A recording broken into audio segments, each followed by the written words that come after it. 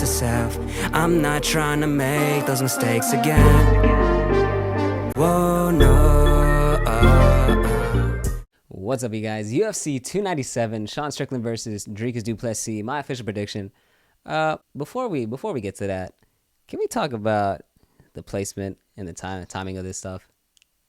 I mean, we're in an election year, and we're looking at the press conference a couple of days ago, and obviously they tried to set Sean Strickland up for failure right there with some of the reporters getting back and forth with some of the homophobic comments that Sean Strickland made. Let me ask you something. Are you gay? Have you had the chance to interact with a more diverse Are you? Let me know. Are you gay? Can I get an answer? Well, no, I'm asking. This is a part of. Are you a gay man? I'm an ally of the community. Okay. I'll leave a link in the description. He was a gem for the UFC community for a while. Like, you know, we did a good job keeping him under the radar, and now he's on national television, just going off on the Canadian press, going off on Trudeau, on a lot of those comments.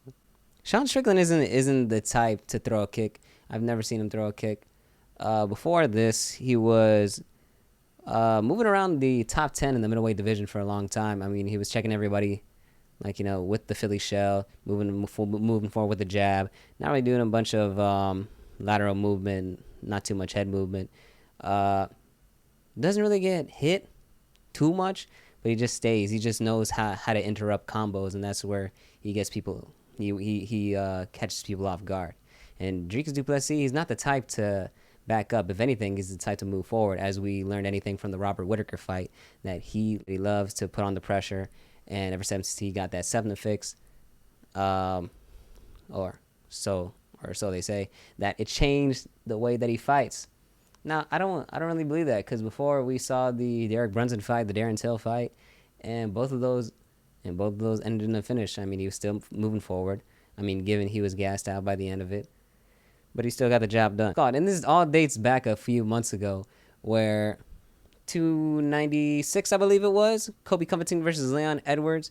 They shift to a camera angle of Sean Strickland in the front row, and 2 rows behind him, there is a Dricus Du Plessis staring right at the back of his head. And the only thing in between them is a woman and her child. Now, given Gilbert Burns is right next to the action as well, but still, you still have a woman and a child in between two middleweights that are about to go at it a couple months later. Now, as you already know, Sean Strickland, he does the finger guns to Dricus Du Plessis. He shoots. Dricus dodges, does the head movement. You like that right there? Dricus dodges, starts talking back to Sean Strickland, politely asks Gilbert Burns' son to move, and then he just goes ham, starts elbowing him. And I heard something over the weekend that Sean Strickland actually tried to bite him. He actually tried to pull a Mike Tyson on Dricus Du Plessis, which I thought was special. And Dana White saying, I don't know, what's it called? I don't know how those guys got put right next to each other. I mean, my guy, you've been putting on these events for 30 plus years, and all of a sudden you forget that your main event is going to be 2 spots away from each other. All right. It shouldn't have been done. Okay, buddy. Come main event. Mayra Bueno Silva versus Raquel Pennington. Now, a couple months ago, I didn't even know what a Mayra Bueno Silva was. I mean, it's kind of hard to be in the shadow of the great Amanda Nunes, the GOAT. Big shoes to fill, to be honest. We saw her retire on her own terms. We saw her retire, put all the belts on the floor. I mean, Juliana Pena was screaming, wailing, knowing that she probably will never get that rematch ever again. I mean, it's still 1-1. Who knows? We won't be able to tell. I mean, she's retired now. But the bantamweight division moves on, and so many names added to that pod. I mean, we had the likes of Ronda Rousey, Holly Holmes, Miesha Tate, probably the perennial division in women's history. So can't wait to see how that legacy moves on, and whoever takes it, shall they be the reigning champion for a long time, or at least until Valentina Shevchenko decides to move up.